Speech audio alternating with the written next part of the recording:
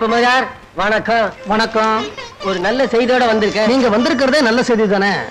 இன்னைக்கு சாயந்தரம் உங்க பொண்ணை பார்க்க ஒரு நல்ல இடம் ஏற்பாடு பண்ணிருக்கேன். ம். பையனோட அப்பா இதே மெட்ராஸ்ல ஜவுளி கடை வச்சிருக்காரு. ம். பையன் திருச்சியில பாரத் ஹெவி எலக்ட்ரிக்ஸ்ல ஒர்க் பண்றான். ம். பையன் மத்தியானம் வயல் வரான். உங்க பொண்ணை பாக்குறான். நைட்டு பல்ல உள்ள திரும்பி போயிடறான். ம். அப்பா மெட்ராஸ், பையன் திருச்சி. அப்ப கல்யாணமான பொண்ணு எங்க இருக்கணும்? மெட்ராஸ்லயா, திருச்சியிலயா, இல்ல நடுவுல உளுந்தூர் பேட்டலையா? இந்த விளையாட்டெல்லாம் அப்புறம் வச்சுங்க. முதல்ல ஆக வேண்டிய வேலையை கவனிங்க. வரட்டா?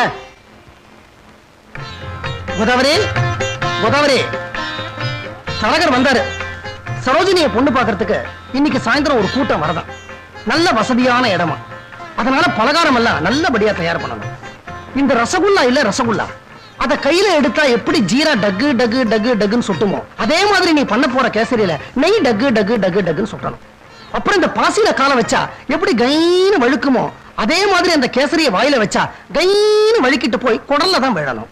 யார் கொடல்ல? கண்ணம்மா, ஆ? நான் என் பொண்டாட்டி கிட்ட பேசிக்கிட்டு இருக்கேன், நடுவுல நீ தலையிடாத. உங்க பொண்டாட்டி ஆகிறதுக்கு முன்னாடி இருந்தே நான் இந்த வீட்டுல வேலைக்கு சேர்ந்துட்டேன். உடம்பு பூரா சக்கர வியாதி, மொச்சுக்கிட்டு இருக்கு. இந்த லட்சணத்துல கேசரியில ஐயாவுக்கு நெய் டக்கு டக்குன்னு சொட்டணும். கண்ணம்மா, நீ சும்மா இருக்க மாட்ட?